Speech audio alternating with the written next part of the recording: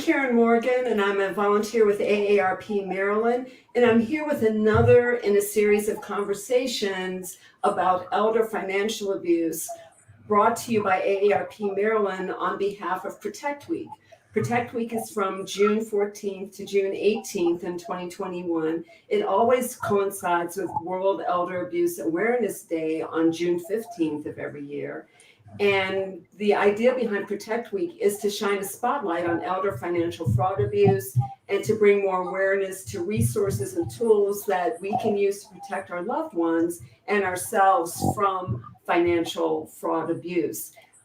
Protect Week is brought to you by a consortium of social advocacy organizations, legal, business, as well as government organizations. They all band together to shine a spotlight on this tragic situation. And so with that, let me introduce our guest today, who is State Senator Jeff Waldstreicher from representing the District 18 of the great state of Maryland.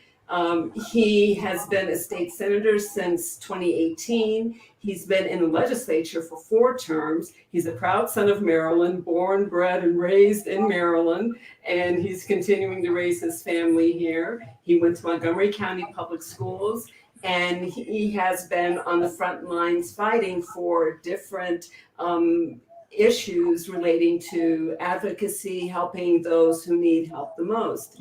So thank you so much, Senator Waldstreicher, for being with us today. So you sponsored a bill in the Maryland legislature. It's Senate Bill 327, which became law, Chapter 311 of 2021, and it's called the Maryland SAFE Act. So tell us about the Maryland SAFE Act. Well, first of all, Karen, thank you so much for having me. I really appreciate it. And thank you to the good folks at AARP. You do important work. And I've been witness to that in my time in the legislature. So the SAFE Act is the most important anti-elder abuse law we've passed in Maryland in a generation. There have been a lot of imperfect tools out there for victims of elder financial abuse to recover their assets. And so we really needed to fill that gap. We really needed a clear, concise law that allows people who are the victims of elder financial abuse to get their assets back from the folks who stole it. And the SAFE Act does just that. So the SAFE Act does that by establishing a cause of action. You said it's difficult sometimes for people to recover their assets. So what do you mean by that? So Maryland has always had a fraud statute, but elder law wasn't specific within that fraud statute. So types of fraud covered, and it made the specific circumstance of elder law financial abuse difficult for people to kind of follow that route if they're the victims of fraud. And then the Attorney General Office also has an elder financial abuse fraud office, and they do great work to help people recover assets. But you have to work through a government agency. They have to be the plaintiff in the case. And so what we really needed was a separate track for victims of elder abuse themselves or their families to take it on themselves and have a specific cause of action that relates directly to elder abuse. And that's what the SAFE Act does. It creates exactly what you said, Karen, a cause of action for those victims so they can get the assets back. So it sounds like it is definitely addressing a loophole, because probably the hardest thing for people who are victimized is to get their assets back. That's right. And people, you know, it's really traumatic of assets stolen from you, especially your life savings or your home. As you know, Karen, and this is difficult to talk about, so oftentimes it's family members who participate in the elder financial abuse, a son or daughter even. And that's a traumatic event when your own family member steals from you. And so getting those assets back should not be re-traumatizing. It shouldn't be challenging. It shouldn't be impossible. It shouldn't be bureaucratic. We want to make a concise, clear pathway so that folks who are victims in these circumstances can get their assets back without feeling re-traumatized by the circumstances. Yeah, and especially when a family member's involved, it's hugely traumatic to even want to bring this to a court of law to begin with. And that's right. That's exactly right. That's another reason why this is important, because there are criminal law statutes currently on the books that criminalize elder fraud. Mhm. A lot of folks are really hesitant to go down the criminal law route because they don't want their caretaker or son or daughter to end up in jail. They just want the assets back. And that's why the SAFE Act is important, because it provides a middle route. You don't have to go to the state's attorney. You don't have to prosecute your own family member. You can use this law to recover your assets. Mm-hmm. We have a comment in the chat or a question. So was there anything specific that inspired you to be the sponsor of this particular bill? It's a great question. So we know that financial abuse of the elderly is increasing. And especially in the last decade, you've just seen it take off. And Mm-hmm. why that is, but we've all seen that in our own personal lives, relatives, friends, family members who have gone through this terrible ordeal. And we realized we needed a law to help folks in these specific circumstances. And I was very fortunate because I had the assistance of some great folks. The Maryland State Bar Association has section councils, and the Elder Law Section Council joined together with the Estates and Trusts Section Council, and they literally wrote the bill, vetted it, for an entire off season between April and January during a pandemic, and then came and said, we've got this great piece of legislation. We've worked out all the kinks, and that enabled us to pass it very quickly.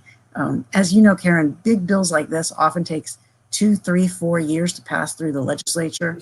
To get this through essentially in its first year it is really impressive, but that's not credit to me. That's credit to all the folks who worked on this important legislation. Well, that's very generous of you to say, but it sounds like, it takes a village with a bill. That's true. That's true. It really does. Yeah. So we have another question from our chat. What is being done to gain back assets from scams that occur from perpetrators located outside of the country, or maybe perpetrators who are on the phone?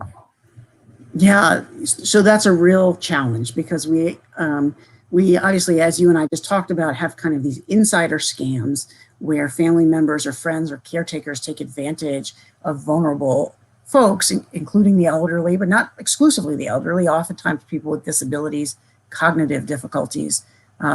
And that's one category. And then you have scams coming from outside the country, whether it's from Russia or other parts of this world. And getting those assets back is much more difficult.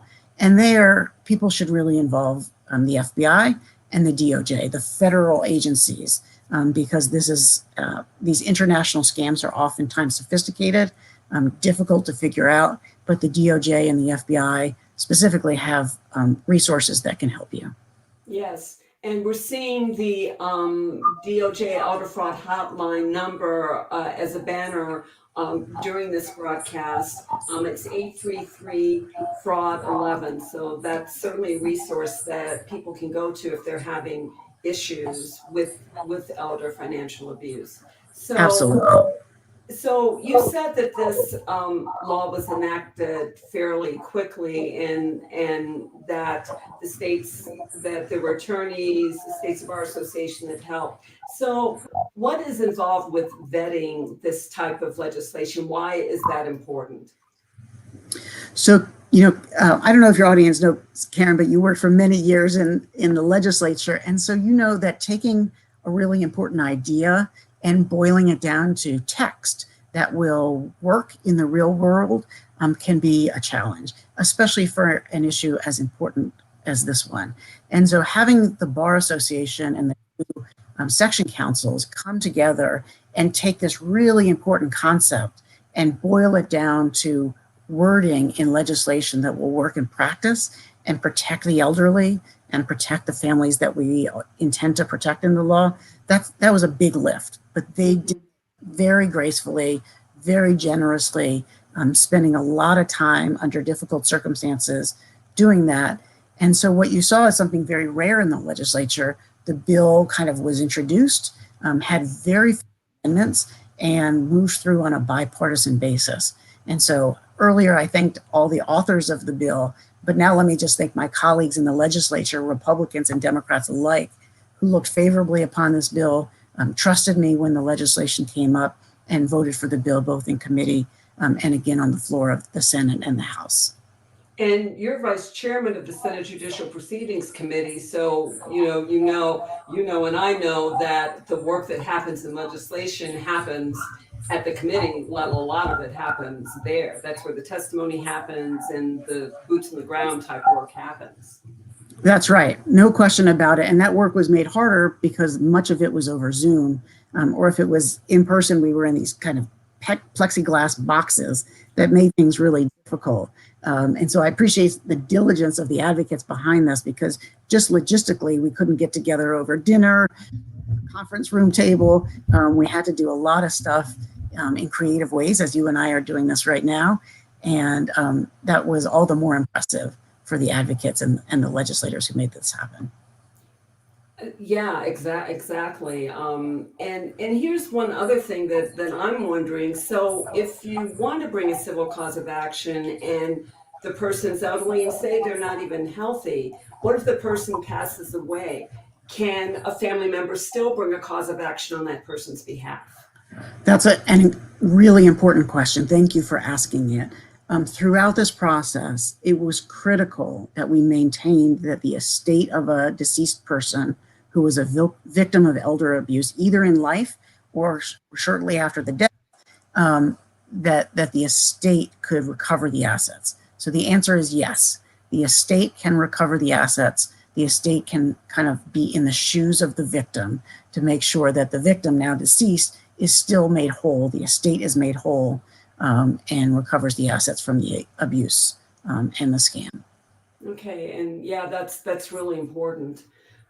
So thank you. With that, we are out of time, but thank you so much, Senator Jeff Waldstreicher, Vice Chairman of the Senate Judicial Proceedings Committee in the great state of Maryland. Thank you for your sponsorship of now Chapter 311. It will become effective October 1st of 2021 of this year. It enables a civil cause of action for people who've been victimized by elder abuse or for their family members who want to get those assets back.